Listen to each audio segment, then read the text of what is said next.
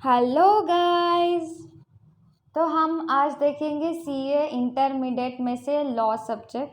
Law में से भी एक बहुत छोटू सा टॉपिक है 1% कंपनी। ओके, सो 1% कंपनी। और पहले से डिस्क्लोजर दे दूँ कि ये जो कंटेंट है जो भी वो सब आईसीएआई के मॉड्यूल में से है। सिर्फ मैंने प्रेजेंटेशन किया है और कुछ नहीं। और मतलब आप अगर मॉड्यूल में जाके पढ़ेंगे तो सेम पॉइंट्स मिल जाएंगे आपको, नो डिफरेंस। बट मैंने थोड़ा सा प्रेजेंटेशन किया है बस। Okay, so let's start. 1% company. 1% company इस वर्ड में ही पता चल जाता है कि इस कंपनी में एक ही पर्सन मेंबर हो सकता है, एक ही पर्सन शेयर होल्डर हो सकता है। So this is clear. तो आप इस कंपनी को this is the extended version of प्रोप्राइटरीशिप बोल सकते हो। तो फिर क्यों ऐसा है कि प्रोप्राइटरी से 1% कंपनी से अगर मैं शिफ्ट होती हूँ तो मुझे क्या बेनिफिट है? सबसे बड़ा बेनिफिट यही है कि प्रोप्राइटरीशिप में अनलिमिटेड लाइबिलिटी होती है और 1% कंपनी में लिमिटेड लाइबिलिटी होती है। Now what is unlimited liability? अगर प्रोप्राइटरशिप में अगर बिजनेस में लॉस होता है कुछ, तो उस लॉस को कवर करने के लिए the member is liable for his personal property also. मतलब क्रेडिटर्स को पैसे देने हैं लेकिन बिजनेस में लॉस हुआ है, पैसे नहीं है, तो क्रेडिटर्स क्या करेंगे? प्रोप्राइटरीशिप में उसका मेंबर का जो भी पर्सनल प्रॉपर्टी है उसमें से भी वो ले सकते हैं, मतलब उसको बेच के ले सकते हैं।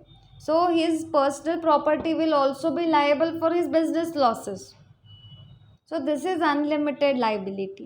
लेकिन लिमिटेड में क्या होता है कि लिमिटेड में ऐसा नहीं होता है। लिमिटेड में बस आपको जितना देना है उसके उधर तक, मतलब if it is the share of 100 rupees and आपने जब परचेज़ किया था तभी आपने 50 रुपीज़ दे के परचेज़ किया था, और अगर अभी बिजनेस लॉस में चल रहा है तो आप रिमेनिंग 50 रुपीज़ देंगे बस, बिकॉज योर लाइबिलिटी वॉज 100।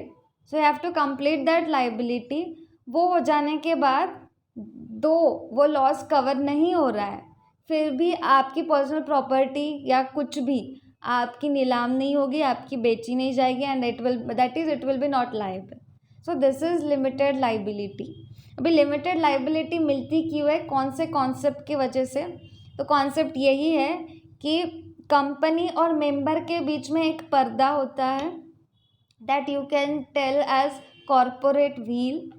तो इसका मतलब ये होता है कि कंपनी का लॉस जो कुछ भी हो, कंपनी अलग है, मेंबर अलग है।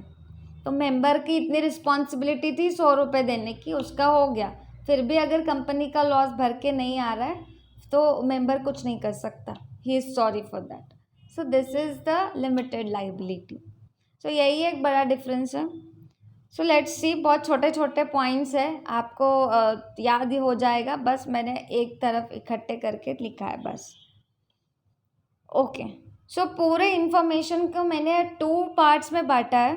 First is related to nominee which is also called as another person, and next part is related to conversion of OPC. तो बेसिकली प्राइवेट लिमिटेड होता है but it can also be the public limited, so that we can see in the next slides ahead.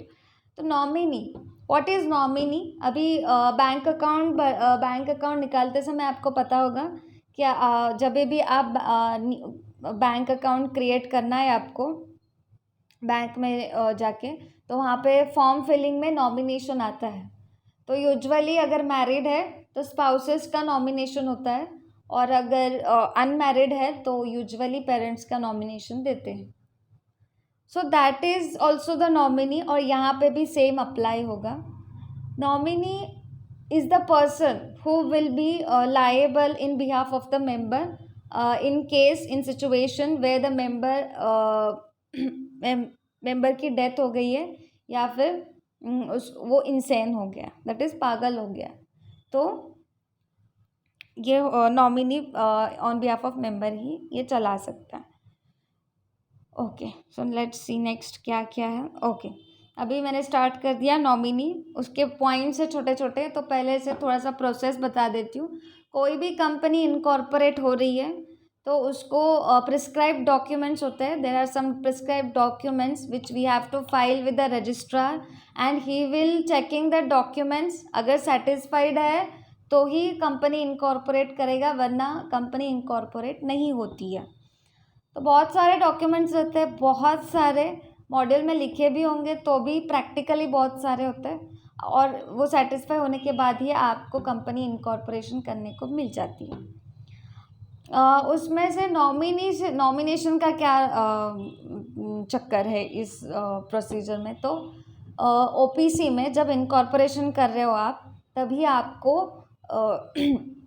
जो nominee है उसका नाम भी देना पड़ता है और उसका प्रायर कंसेंट भी देना पड़ता है. What is the prior consent? That nominee देगा मेंबर को कि यस आई एम, मतलब मैं ये नॉमिनेशन के लिए तैयार हूँ. That is in behalf of the member. I in case of death और insanity of the member I will be handling this OPC और I will become the member of OPC.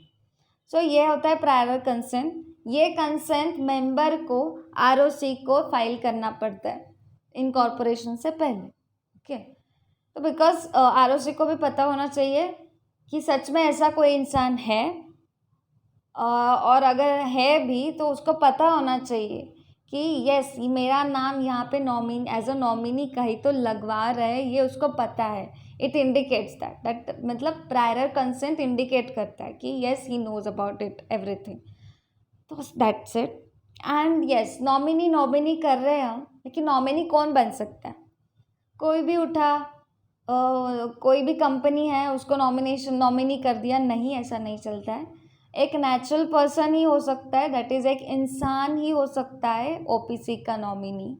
Member भी एक natural person हो सकता है, but nominee या फिर member दोनों को भी रेसिडेंट होना ज़रूरी है. Resident of India is compulsory one यहाँ पे. तो ऐसे सब कुछ है. तो लेट्स सी क्या क्या लिखा है, एक एक करके हम कवर करते जाएंगे. So first point is memorandum shall contain the name. अभी नेम किसका नेम? द नॉमिनी का name, because it is this part is related to the nominee, so will relate like this. Okay, so memorandum shall contain the name of nominee. तो जो भी memorandum है OPC का, उसमें nominee का नाम आना ही चाहिए. Yes, that is compulsory. Next क्या है? Prior consent. So prior consent उससे लेना है, ये बताया. So the member has to take the prior consent from the home nominee से. थर्ड वाला पॉइंट क्या है? It is related to second point, that is prior consent. तो filed with ROC along with the MOA and AOA. That is memorandum and articles जब आप submit कर रहे हो, फाइल कर रहे हो, तभी आपको प्रायर कंसेंट ऑफ नॉमिनी भी देना है. किसको? रजिस्ट्रार को. And he will be satisfied and उसके बाद वो इनकॉर्पोरेट कर देगा. फिर next point, nominee in only one OPC. तो एक पर्सन एक ही ओपीसी में नॉमिनी बन सकता है. एज लाइक एक पर्सन एक ही ओपीसी में मेंबर बन सकता है. ऐसा नहीं हो सकता है एक इंसान है लेकिन 50 ओपीसी खोल के रखे इंसान ने. No, that is not possible. So ऐसा हो सकता है कि मेरा ओपीसी, मेरी ओपीसी है, उसमें मैं मेंबर हूँ ऑब्वियसली, और मेरा फ्रेंड का एक ओपीसी है, वहाँ पे मैं नॉमिनी हूँ and she is a member. So it can happen.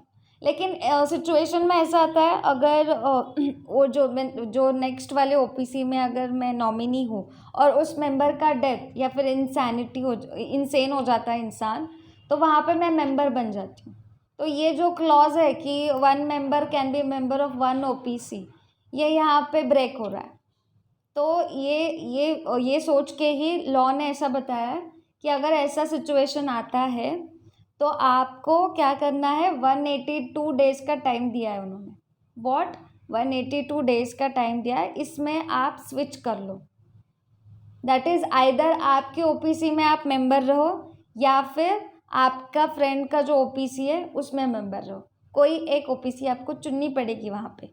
So time है 182 डेज़ का, उसमें से ही अगर आपको करना है. अगर 182 डेज़ में आप नहीं कर रहे हो तो ऑब्वियसली पेनल्टी वगैरह लग सकती है। वो कुछ दिया नहीं है उसके बारे में, बस बताया है कि टाइम स्लॉट दिया है, इसमें आपको ये सब कुछ करना पड़ेगा। ओके, दिस शायद मैंने ये स्लाइड में कवर नहीं किया है, लेकिन मैं अभी कवर कर रही हूँ, बाकी सब कुछ कवर्ड है। ओके, सो अभी क्या था, 4th पॉइंट हो गया nominee in only one OPC. Okay, ये भी हो गया। 5th में विड्रॉ कंसेंट एनी टाइम। अभी कंसेंट किसने दिया था भाई? नॉमिनी ने। तो विड्रॉ कौन करेगा? नॉमिनी करेगा। विड्रॉ कंसेंट इसने दिया है, नॉमिनी ने दिया है, और विड्रॉ ये मेंबर थोड़ी ना कर सकता है, नहीं। तो कौन विड्रॉ करेगा? नॉमिनी।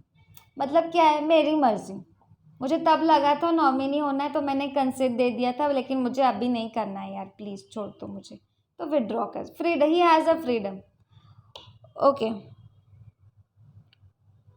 नेक्स्ट में क्या है, 6th वाला पॉइंट में change the name from memorandum any time. अभी मेमोरेंडम में से नाम किसका होगा यहाँ पे? ऑब्वियसली नॉमिनी का, because it is this points are related to nominee, so alert रहिए थोड़ा सा। तो change the name from memorandum any time मतलब मेंबर नेम चेंज करेगा नॉमिनी का कभी भी। यार मुझे तब लगा था तो नॉमिनी अच्छा है, बट अभी नहीं, मुझे दूसरा कोई मिल गया, तो I will change, I don't want you as a nominee. तो ये भी चेंज कर सकता है। ऐसा नहीं है कि वही कंसेंट निकालेगा तो विड्रॉ करेगा तो ही नॉमिनी चेंज होगा, no, both has the freedom. Nominee को भी फ्रीडम है कि वो कभी भी विड्रॉ कर सकता है, मेंबर को भी फ्रीडम है कि वो कभी भी रिप्लेस कर सकता है। बस यही ये याद रखना है कि दोनों कोई भी विड्रॉ करे, कोई भी रिमूव करे, लेकिन आपको आरओसी को इन्फॉर्म करना पड़ेगा कि मैंने कंसेंट विड्रॉ कर लिया है, या फिर मैंने नाम चेंज कर दिया है, एज द केस में भी। तो ऐसा है। नेक्स्ट पॉइंट जो है 7th वाला is related to 6th, so that's why मैंने एरो किया just. Okay, it will not be alteration of memorandum. So it will मतलब अगर मैं मेंबर हूँ और मैंने नॉमिनी का नाम चेंज कर दिया, यार मुझे दूसरा नॉमिनी चाहिए, तो ऐसा चेंज कर दिया, तो it will be not considered as a alteration of memorandum. This is the point, just याद रखो बस कि इस पर्टिकुलर पॉइंट को हम उसको अल्ट्रेशन नहीं बोलेंगे। नेक्स्ट क्या है, नेक्स्ट इज 8th पॉइंट, जहाँ पे है कि natural person and resident of India. इसका मीनिंग क्या है कि जो भी नॉमिनी है वो नेचुरल पर्सन या फिर रेसिडेंट ऑफ इंडिया है, तो ही वो नॉमिनी बन सकता है। ऑब्वियसली ये मेंबर को भी सेटिस्फाई करना होता है, ये दोनों कंडीशंस, ये दोनों में एंड लिखा हुआ है और नहीं है। मतलब वो नेचुरल पर्सन भी होना चाहिए, वो रेसिडेंट भी होना चाहिए, और रेसिडेंट होने के लिए क्या करना चाहिए कि he has to stay in India for 182 days और मोर। बस 182 days रहो, रेसिडेंट बन जाओ, ओपीसी खोलो, या फिर किसी के ओपीसी में नॉमिनी बन जाओ, चल जाएगा, ठीक है। ओके, नेक्स्ट पॉइंट 9th वाला, no minor can be the nominee. Okay, कोई भी माइनर नॉमिनी नहीं बन सकता, या फिर बेनिफिशियल होल्डर भी नहीं बन सकता। कहाँ पे? किस में? ओपीसी में। तो हर जगह पे ये बात याद नहीं रखनी है कि minor can not be the member और minor can not be the beneficial owner. बहुत जगह पे ऐसा उसको बेनिफिट दिया हुआ है कि he can be the beneficial owner, but OPC में, पर्टिकुलरली ओपीसी में, minor can not be the member, sorry nominee, या फिर बेनिफिशियल होल्डर। अभी बेनिफिशियल होल्डर का मतलब क्या है? बेनिफिशियल होल्डर मतलब अगर शेयर होल्डर है, उसको सारे बेनिफिट्स मिलेंगे, but he will be not liable for any liability, he will not liable just because he is minor.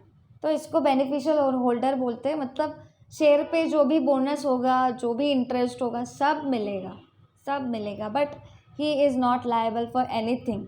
Even अगर उसने कुछ गलती की है तो भी वो लायबल नहीं है, वो प्रूफ हो रहा है फिर भी लायबल नहीं है, because he is a minor. So इसीलिए ओपीसी में झंझट ही नहीं चाहिए। आप नॉमिनी भी मत रहो, बेनिफिशियल होल्डर भी मत रहो, नो। तो इसको बाहर निकाला है। ओके, नेक्स्ट क्या है? ओके, तो ये फर्स्ट पार्ट कंप्लीट होता है, सेकेंड पार्ट स्टार्ट हो रहा है यहाँ पे कन्वर्जन वाला। सो क्या बताया, सो ओपीसी कैन बी कन्वर्टेड, अभी लेफ्ट साइड पढ़ रही हूँ मैं, can be converted into private limited और पब्लिक लिमिटेड। तो प्राइवेट लिमिटेड में कन्वर्ट कर सकते हो या फिर पब्लिक लिमिटेड हो सकता है। नेक्स्ट राइट साइड में OPC can not be converted into section 8 और एनबीएफआई। अभी एनबीएफआई का फुल फॉर्म बता रही हूँ, non banking financial investment company. यहाँ पे ब्रैकेट में मैंने लिखा है including investment in any securities of any body corporate. तो यहाँ पे याद रखने को आसान है कि कौन से इसमें कन्वर्ट हो सकता है, 2 इसमें कन्वर्ट हो सकता है और 2 इसमें कन्वर्ट नहीं हो सकता है। So you can remember it easily. So convert, you can convert in private और पब्लिक। नेक्स्ट इज सेक्शन 8 या फिर एनबीएफआई में कन्वर्ट नहीं हो सकता, that is non banking financial investment company. So इसमें नहीं हो सकता। सो वेरी सिंपल, बट याद रखना पड़ता है, याद करना पड़ेगा। ओके, सो नेक्स्ट में देखते हैं क्या है। ओहो, ये नहीं जा रहा है, अभी गया। Okay, when can you convert your OPC. Conversion हो सकता है, ये तो समझ में आ गया। अभी कब करना है, कैसे करना है, कैसे करना है तो नहीं, कब कर सकते हैं ये बताएं। 2 वेज है, 2 तरीके हैं। पहला क्या है, वॉलेंटरी, मतलब मुझे चाहिए यार, मतलब गवर्नमेंट ने या फिर लॉ ने बोला नहीं है लेकिन मुझे चाहिए, तो तभी थोड़ा रूल है कि after 2 years have expired from date of incorporation of company. तो 2 साल आपने इनकॉर्पोरेट करके 2 साल हो गए ओपीसी के, तो आप वॉलेंटरीली कर सकते हो। वॉलेंटरीली मेरा बिजनेस मेरी मर्जी, लेकिन कब, 2 साल हो जाने चाहिए तो ही मेरा बिजनेस मेरी मर्जी, वरना नहीं चलेगा मेरी मर्जी। ओके, नेक्स्ट पहला तरीका वॉलेंटरीली है, मुझे चाहिए। दूसरा तरीका कंपल्सरीली है। भाई बिजनेस आपका हो सकता है बट रूल्स तो हमारे लगेंगे, ये प्रिंसिपल है यहाँ पे, थोड़ा सा मजाक था। तो दो टाइम पे कंपल्सरी, 2 सिचुएशन में आपको कंपल्सरीली कन्वर्ट करना पड़ेगा। That is first is PUSC।